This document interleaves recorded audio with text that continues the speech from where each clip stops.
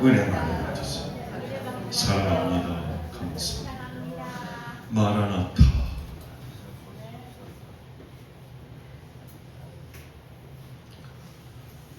요새 실물 경기가 참 어렵습니다. 그래서 기도하겠습니다. 하나님, 손뼉치며 입으로는 십자가 단단히 붙잡고 나가 승리하는 삶을 소망하며 찬송하고 손뼉칩니다. 사랑하는 성도들이 살아내야 되는 세상이 참 살기가 만만치가 않습니다. 저들의 흐르는 눈물 주의 보혈의 손으로 닦아주시고, 지쳐 쓰러질 때 주의 손으로 붙들어 다시 세워주셔서 임마누엘로 하나님이 함께하며 저들의 삶의 믿음의 간증이 되게 하여 주옵소서. 그저 말만 잘해서 하나님 영광 가리지 말게 하시고 종의 입술에 생명의 말씀을 두사 전하는 자 받는 자가 한 가지로 은혜 받는 은혜와 축복의 말씀이 선포되게 하여 주옵소서. 하늘에서 이룬 하나님의 뜻이 땅에서 삶에서 이루어지기를 소망하며 우리 구주 예수 그리스도의 이름으로 기도하옵나이다. 제가 좀 잔인한 면이 있다고 그랬죠. 예전에 한 성도가 아파서, 그것도 그냥 아픈 게 아니라 암에 걸렸는데, 거기 가가지고 그 성도에게 드렸던 첫 번째 질문, 집사님, 암 걸린 게 복이요 저주요? 기가 막히죠. 신방 와가지고 기껏 묻는다더니 암 걸린 게 복인지 저주인지 그걸 묻고 앉았습니다. 근데 그 집사님이 부족한 종보다 얼마나 믿음이 좋은지 당장은 알 수 없으나 복으로 바꾸심을 믿습니다.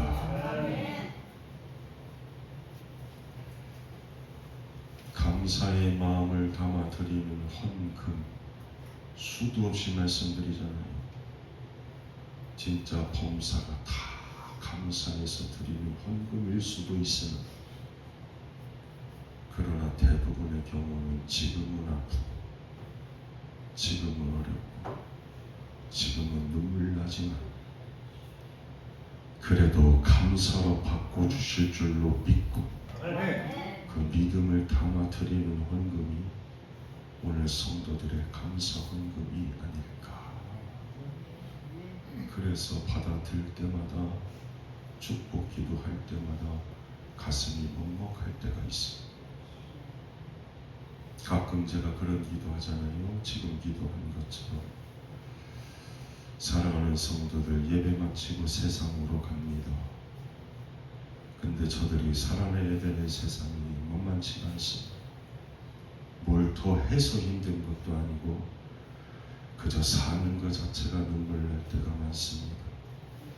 부족한 종이라도 같이 가서 살아주면 저가 무거운 것들로 힘들 때 그 짐도 같이 좀 나눠 들어주고, 지쳐 쓰러져 눈물 흘리면 그 눈물도 함께 좀 닦아주고, 우는 자와 함께 울고 그럴 수 있을 것 같은데 저는 몸이 하나여서 일일이 다 못 갑니다.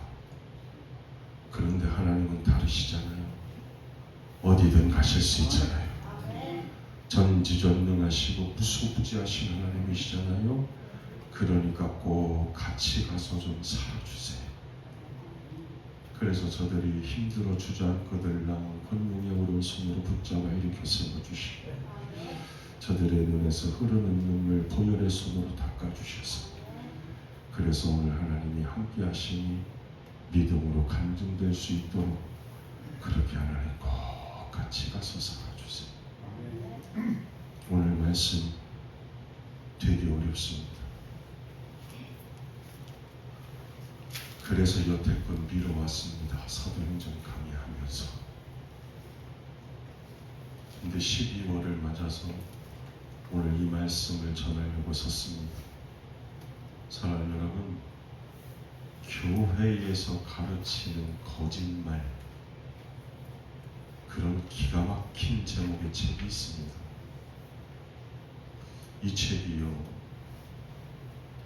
목사가 돼서 40년 넘게 성역을 감당했는데, 그런데 지난 30년간은 십자가 복음이 아니라 인간의 윤리 도덕으로 설교했던 목사님 자신이 그 반쪽짜리 복음은 거짓말일 뿐이다 라는 깨달음을 얻고 지은 책입니다.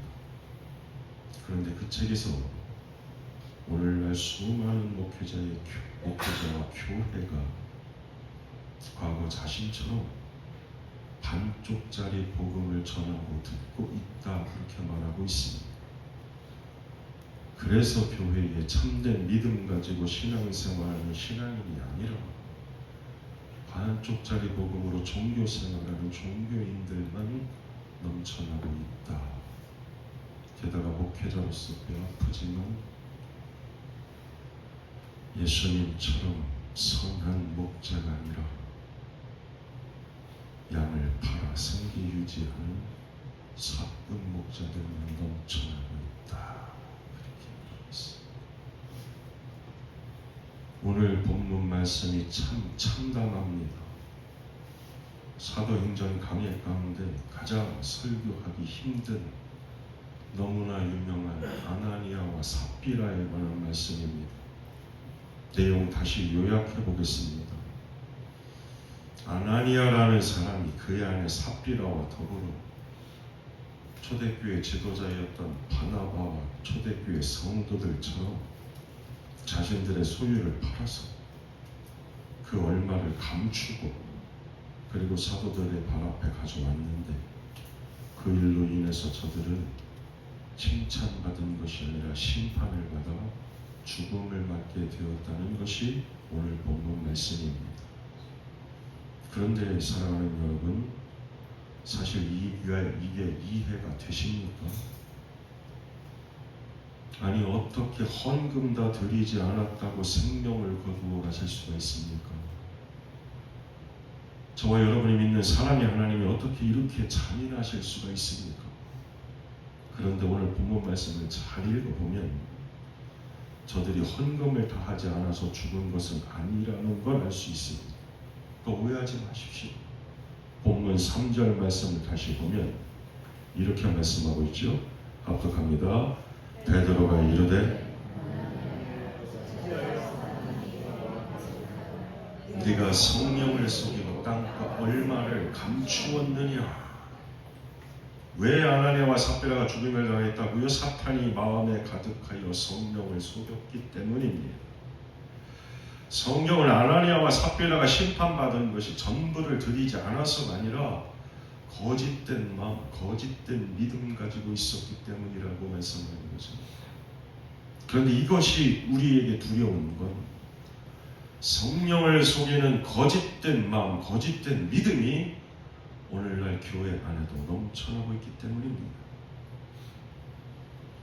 좀 더 분명하게 말씀을 드릴까요? 다른 것도 아니고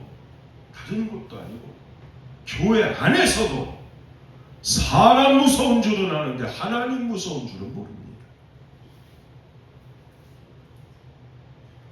그런데도 왜 하나님께서 우리를 아나니아와 삽비라처럼 당장 심판하지 않는 걸까요? 오늘도 우리는 불공평하고 거짓이 난무하는 세상을 살아가고 있습니다. 그렇기에 하나님의 공의와 하나님의 공평을 구합니다. 그러나 사실 하나님께서 공평과 정의로 심판하시면 교회마다 장례식장 둬야 됩니다. 왜요? 우리 안에도 아나니아와 삽비라의 모습이 있기 때문입니다. 그러나 그럼에도 불구하고 우리를 당장 심판하지 않으시고 오늘 우리로 하여금 살게 하시는 건 하나님께서 기회 주시는 하나님의 은혜인 줄로 믿습니다. 오늘 아나니아와 삽비라의 사건이 이제 막 세워져가는 초대교회에 신앙의 순결을 지키기 위해서 일벌백계로 삼으신 교훈의 말씀인데, 그렇기에 그리스도인이 그리스도인다워지기 위해서, 교회가 교회다워지기 위해서 아나니아와 삽비라처럼 성령 속에는 거짓된 마음을 가지면 안 된다는 그 경계의 말씀을 우리에게 주신 거죠. 그렇다면 오늘 우리가 어떻게 이 거짓된 마음을 버리고 참된 신앙으로서 살 수 있느냐? 첫 번째로 거짓은 성령을 속이는 죄라는 것을 깨달아야 됩니다. 한 주간 내내 이 말씀 준비하겠습니다. 본문 3절 4절 다시 합독하겠습니다. 베드로가 이르되 아나니아야 어찌하여 사탄이 네 마음에 가득하여 네가 성령을 속이고 땅과 얼마를 감추었느냐? 땅이 그대로 있을 때에는 네 땅이 아니며 한 후에도 네 마음대로 할 수가 없더냐? 어찌하여 이 일을 네 마음에 두었느냐? 사람에게 거짓말한 것이 아니요 하나님께로다. 사람에게 거짓말한 것이 아니요 하나님께로다.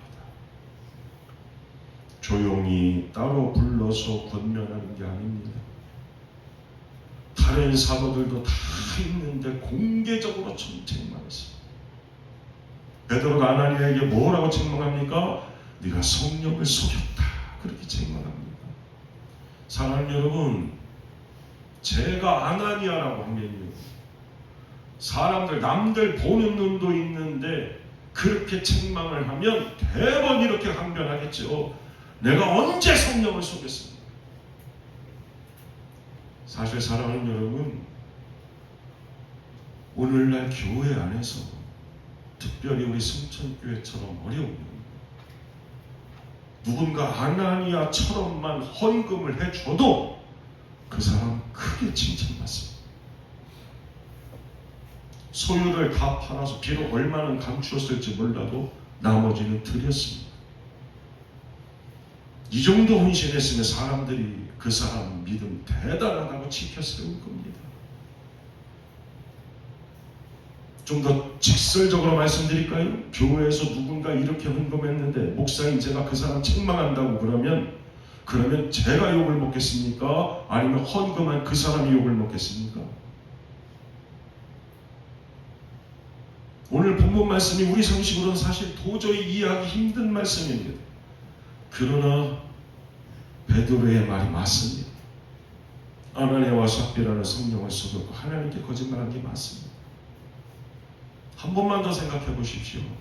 헌금 누구에게 드리는 겁니까? 헌금 누구에게 하는 거죠? 그렇게 자신 있게 대답을 못 하시는 이유가 뭐죠? 헌금 해봐야 목사 주머니로 다 간다고 생각하셨어요? 하나님께 드리는 게 헌금. 내 인생의 주인이 물질이 아니라 하나님이시라는 것. 모든 것이 다 주께로부터 왔으니 마땅히 감사로 드리는 신앙의 고백이 헌금입니다. 그래서 바나바를 비롯해 은혜 받은 초대교인들이 그 물질을 사도들의 발 앞에 놓았습니다. 저는 예물이라고 말하지 않습니다. 헌금이라고 말을 하잖아요. 왜요? 세상 살며 그야말로 피땀 흘려 번 금 같은 물질이기 때문에 헌금이라고 저는 헌금 기도를 합니다. 그렇게 저들이 헌금을 통해서 자기를 드러내는 겁니까? 아닙니다. 나의 주인 되시는 하나님 앞에 기쁨으로 감사로 저들은 헌금을 드렸습니다. 예수님이 나의 구주이시고 나의 주인이시기 때문에 물질을 하나님처럼 섬기는 게 아니라 하나님 뜻대로 물질을 사용하겠다는 청지기의 신앙 고백을 담아서 하나님 앞에 드리는 겁니다. 그런데 아나니아와 삽비라는 감추었습니다.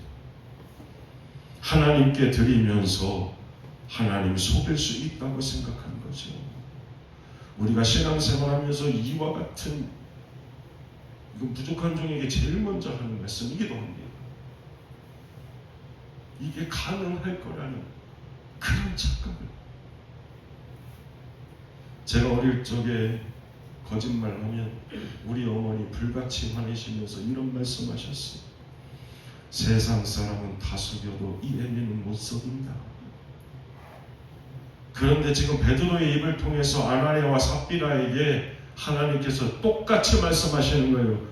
네가 세상 사람은 다 속일 수 있을런지 몰라도 결코 너는 나를 속일 수 없다 말씀하시는 거예요. 사랑하는 여러분, 우리가 어찌 하나님께 숨길 수가 있습니까? 우리가 어찌 하나님을 속일 수가 있습니까? 그런데 아나니아와 삽비라가 하나님을 속일 수 있다고 생각하는 거예요. 그 이유요 간단합니다. 이건 저 자신에게도 하는 말이에요. 그게 어떻게 가능한 줄로 착각하느냐? 지금 나랑 같이 신앙생활하고 있는 성도들은 눈에 보이는데 하나님은 눈에 보이지 않기 때문에 그게 가능하다고 생각하는 거예요. 성령 충만하고 은혜 충만한 초대교회의 일원이었지만 성경에 계시되 오늘도 살아 역사하시는 하나님, 저들은 진정으로 만나지 못했기 때문입니다. 그저 저들은 하나님을 얼마든지 속일 수 있는 우상에 불과합니다. 그렇게 그들은 하나님 믿는 사람, 신앙인, 이렇게 믿는 사람을 우리는 신앙인이 아니라 종교인이라고 부르죠. 아나니아와 삽비라는 성령 속일 수 있다고 생각하지만 그것이야말로 자신들이 속은 겁니다. 처음 사람 아담과 하와처럼 사탄에게 속아서 하나님 속일 수 있다, 감출 수 있다, 그 사탄의 거짓말에 자신들이 속은 거예요. 그렇다면 한 발 더 나가서 우리가 어떻게 거짓된 마음을 버리고 참된 신앙인으로서 살 수 있느냐? 거짓이 하나님 속이는 것이지. 두 번째로는 거짓은 자신을 속이는 것이라는 것도 깨달아야 됩니다. 저는 이 아나니아와 삽비라의 이야기를 읽으면서 이해되지 않는 것이 하나 있습니다. 그게 뭐냐? 아나니아와 삽비라는 왜 성령 충만한 초대교회 그 부흥의 현장, 그 은혜의 현장에 있으면서 저들은 참 신앙인이 되지 못하고 여전히 종교인으로 남았을까 하는 겁니다. 그런데요, 그 이유, 그 대답 간단합니다. 똑같이 지금 여기 앉아 예배 드려도 누군가에게는 하나님의 말씀이 내 심령 골수를 찔러 쪼개고도 남는 생명의 말씀, 그렇게 될 줄로 믿고 아멘으로 받는 거야. 그 생명의 말씀이 되고 능력의 말씀이 되고. 그런데 똑같이 앉아 있어.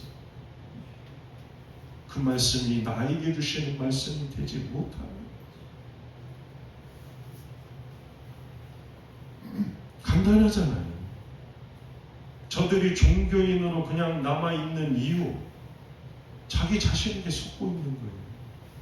나 이런 사람이야. 나 이렇게 헌금하는 사람이야. 나 이렇게 헌신하는 사람이야. 성경은 그런 사람이 하나님 만날 수 없고 예수님이 누구신지 깨달을 수도 없다라고 분명히 말씀하십니다. 그 말씀이 누가복음 5장 31절과 32절입니다. 합독합니다. 예수께서 대답하여 이르시되 건강한 자에게는 의사가 쓸데없고 병든 자에게라야 쓸데있나니 내가 의인을 부르러 온 것이 아니요 죄인을 불러 회개시키러 왔노라. 아멘. 오늘날 그래서 성도들이 교회에 나오면 사람들로부터 목회자로부터 아유 그만하면 괜찮습니다. 잘하고 계시고 그저 인정받고 높임 죽어요 그러다가 병든 부부는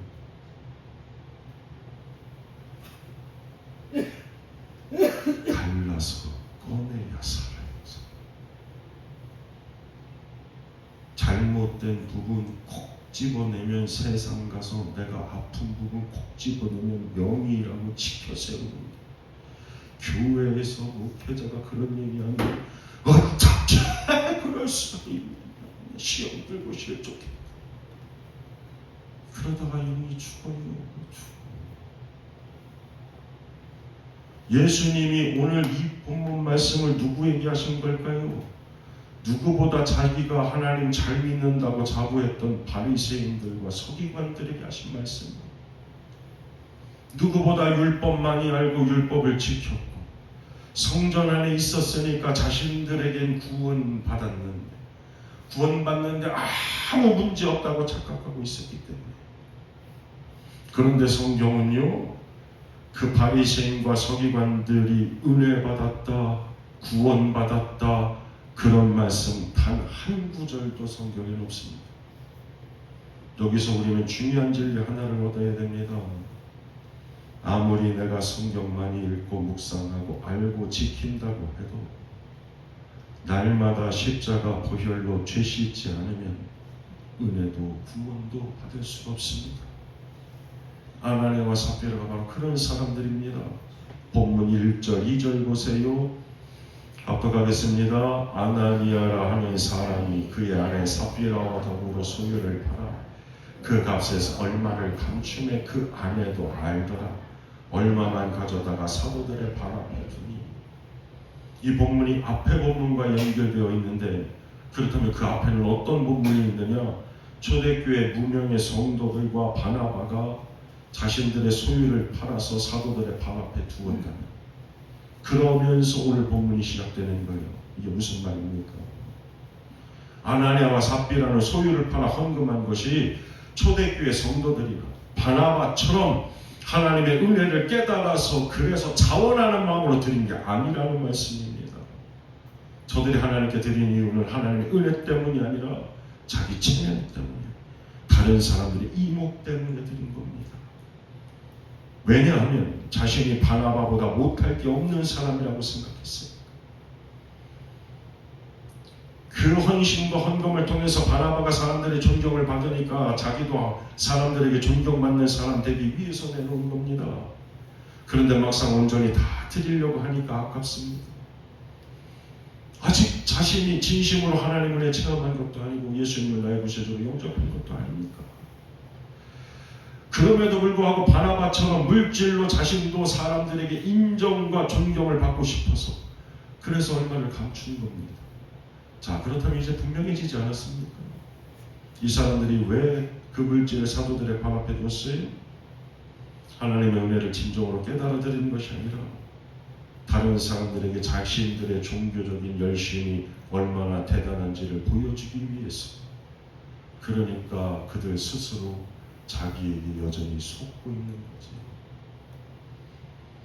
죄와 허물로 망가진, 그래서 하나님의 은혜, 이 십자가 은혜 아니면 단 한순간도 살 수 없고 구원받을 수 없다는 거 모르고 내가 그래도 꽤 괜찮은 사람이라고 여기고 내 의를 드러내기 위해서 얼마를 감추고 한 겁니다. 오늘 우리는 이런 아나니아와 삽비라의 모습을 통해서 깨달아야 됩니다.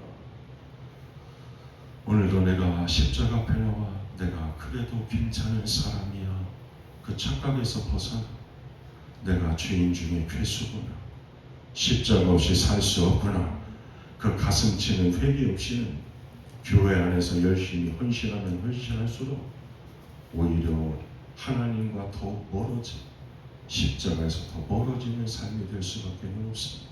바라옵기는 신앙의 연조가 깊어져 가면서 바리새인 닮지 말고 예수님 닮아가시기를 주님으로 간절히 축원합니다. 그게 신앙생활이죠. 마지막으로 우리가 어떻게 거짓된 마음을 버리고 참된 신앙인으로서 살 수 있느냐? 거짓이 사탄의 지배를 받는 죄라는 걸 깨달아야 됩니다. 정직의 위기, 제가 이 책 읽으면서 참 힘들었습니다. 이 책을 보면요, 신앙이 남에게 거짓말하는 건 영적인 어둠에 들어가는 첫 단계에 불과하다고 그래요. 그러면서 거짓이 계속되면 이제는 위기를 넘기 위해서 꾸며내는 정도가 아니라 그 거짓이 아예 삶의 방식이 돼요. 남을 속이는 그 위선이 또 자기 자신을 속이는, 그러면서 표리부동, 겉과 속이 다른 그런 게 계속돼요. 그러면서 결국에는 배교하고 섬기는 하나님까지 거짓말쟁이로 만드는 그런 일이 일어난다고 그 책이 경고하고 있습니다. 그런데 왜 아나니아와 삽비라가 오늘 우리가 왜 계속 거짓말을 할까요? 거짓된 마음을 버리고 참된 신앙인의 길에 들어서지 못하는 이유가 뭘까요? 왜 계속해서 하나님의 은혜를 거부하는 걸까요? 그건 우리를 속이는 존재가 하나님만 오늘도 살아 역사하시는 게 아니라 악한 사탄 마귀도 오늘도 살아 역사합니다. 그래서 본문 3절 베드로가 이르되 아나니아야 어찌하여 사탄이 네 마음에 가득하여 네가 성령을 속이고 땅값을 말을 감추었느냐. 베드로가 지금 뭐라고 말하는 거예요? 성령을 속이게 된 이유가 무엇 때문이라고 그러는 거예요? 사탄이 아나니아의 마음에 가득했기 때문에. 성령은 사탄의 존재를 분명히 소개합니다. 그런데 사람들은 우리를 속여 우리의 인생 무너뜨리고 망가뜨리는 사탄이 있다는 사실 별로 그렇게 중요하게 생각하지 않습니다. 그러나 요한복음 8장 44절 말씀을 보면 이렇게 말씀하고 있습니다. 화면에 나오고 있죠? 합독합니다. 너희는 너희 아비 마귀에게서 났으니 너희 아비의 욕심대로 너희도 행하고자 하느니라. 그는 처음부터 살인한 자 진리가 그 속에 없어도 진리에 서지 못하고 거짓을 말할 때마다 제 것으로 말하나니 이는 그가 거짓말쟁이요 거짓의 아비가 되었습니다. 사람들을 오늘도 유혹해 무너뜨리는 사탄이 있습니다. 성경은 이 사탄을 거짓의 아비라고 소개하고 있습니다. 왜 인류가 타락하게 됐습니까? 사탄이 거짓으로 아담과 하와를 유혹했기 때문입니다. 하나님은 분명 선악과를 먹으면 너희가 정령 죽으리라 말씀하셨는데 사탄은 너희가 결코 죽지 아니하리라 오히려 너희가 하나님처럼 될 것이다 그렇게 거짓으로 속였습니다. 그럼 왜 아담과 하와가 그 사탄의 거짓말에 놀아난 걸까요? 사탄의 책임일까요? 아니에요. 그들 역시 선악과 따먹고 하나님처럼 되려는 욕심이 그 안에 있었기 때문입니다. 그래서 선악과를 바라보는 이 아담과 하와의 모습을 성경은 이렇게 말씀하고 있어요. 창세기 3장 5절 6절입니다. 합독합니다. 너희가 그것을 먹는 날에는 너희 눈이 밝아져 하나님같이 되어 선악을 알 줄 하나님이 아시니라. 여자가 그 나무를 본즉 먹음직도 하고 보암직도 하고 지혜롭게 할 만큼 탐스럽기도 한 나무인지라. 여자가 그 열매를 따먹고 자기와 함께 있는 남편에게도 주매 그도 먹은지라. 왜 먹었어요? 하나님처럼 되려는 욕심 때문에. 아나니아와 삽비라 마찬가지입니다. 왜 저들이 사탄의 지배를 받게 되었어요? 남들보다 더 헌신하는, 그래서 사도들의 칭찬받고자 하는 그런 욕심이 있었기 때문입니다. 그러니까 거짓된 마음을 버리고 참된 신앙인의 길, 생명길 걷고자 한다면 십자가 앞에 나올 때마다 온통 죄와 욕심, 허물로 철저히 부패한 우리의 마음을 봐야 됩니다. 아무렇지도 않게 드리는 말씀 아닙니다. 십자가를 바라볼 때마다 듣는 음성이 있다고 그랬잖아요. 사랑하는 아들아, 내 너를 위하여 먼저 죽었으니 내 너를 위하여 문벌에 피 흘려 죽었으니 그러니 너는 내 목까지 값진 인생을 살아달라. 그 십자가에서 들리는 음성, 그 음성이 부끄럽지 않은 삶을 위하여 믿음의 경주로 신앙이 생활되는 신앙생활 잘 하시기를 주님의 이름으로 간절히 축원합니다. 제 말씀 마칩니다.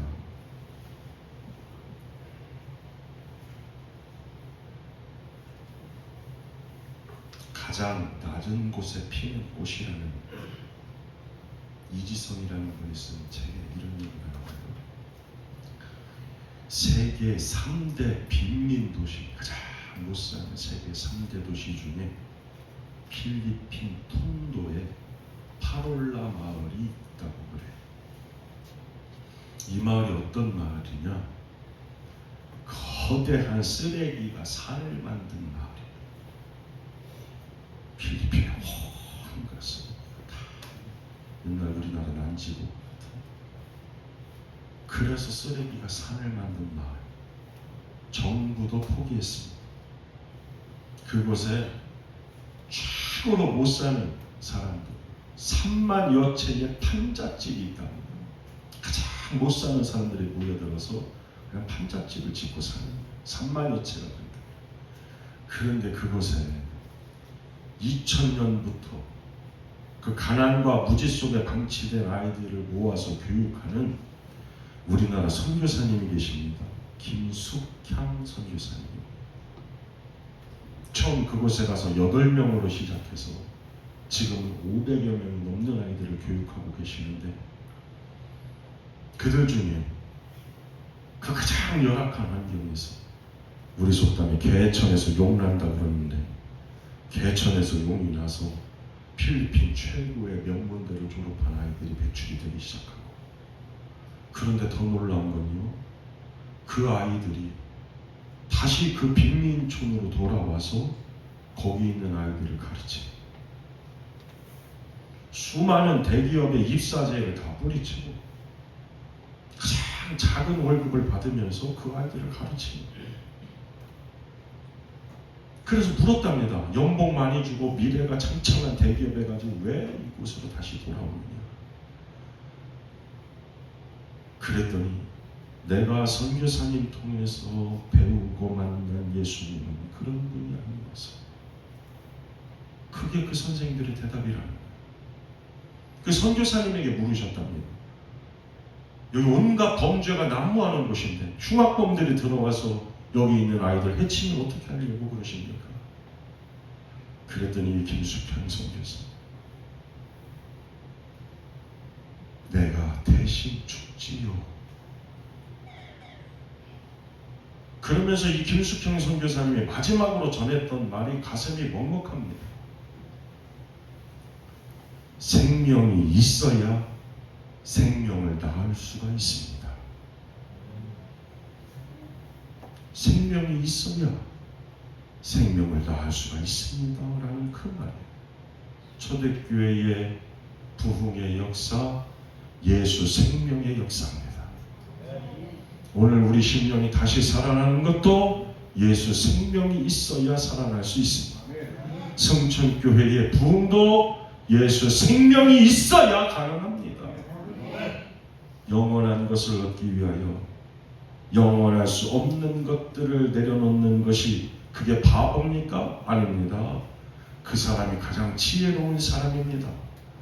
영원하지 않은 것을 얻고자 영원한 하나님의 은혜를 버리는 자에게 무슨 생명이 있습니까? 그가 비록 사람들은 바라보면서 부러워할 만한 헌신을 한 종교인이라 할지라도 영원하지 않은 그 물질을 얻으려고 영원한 하나님 나라를 버렸던 그는 생명이 없는 겁니다. 바라보기는 영원한 하나님 나라를 소망하기에 영원하지 않은 것들을 좀 내려놓을 수 있는, 욕심은 부려서 행복해지는 게 아니라 욕심은 버려야 행복해집니다. 그렇게 영원한 하나님 나라를 위하여 영원하지 않은 것들을 좀 내려놓을 수 있는, 그래서 생명 얻어서 생명 살림의 역사를 쓰는 그런 저와 여러분이 될 수 있기를, 승천교회가 될 수 있기를 주님의 이름 간절히 축원합니다. 기도하겠습니다. 거룩하신 하나님, 말씀을 통하여 다시 한번 돌아봅니다. 경건의 모양만 있는 종교인 되지 말게 하시고 경건에 참된 능력이 있는 신앙인 되게 하여 주옵소서. 사람의 이목이 아니라 심령까지 감찰하시는 하나님 시선 앞에서의 삶을 살아서 아나니아와 삽비라처럼 심판이 아니라 바나바와 초대교회 성도들처럼 은혜와 복을 받게 하여 주옵소서. 하루를 살아도 이후로 사탄의 거짓버리게 하여 주시고 진실과 성실로 하나님의 찬송과 영광되는 삶을 살게 하여 주옵소서. 예수님의 이름으로 소망하며 기도하옵나이다. 아멘. 좋으신 하나님 찬송하시면서 준비하시는